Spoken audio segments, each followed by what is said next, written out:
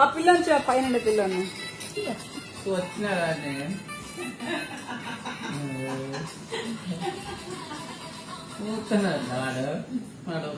ఆ లాస్ట్ చూపి నాకు సరిగా ఈ వీడియోలు ఏం అర్థం కావాలి. ఆ పిల్లని చూడు వాళ్ళని చూపెట్టి వీళ్ళు వస్తున్నారు. నువ్వు నొప్పాలి అట్లా.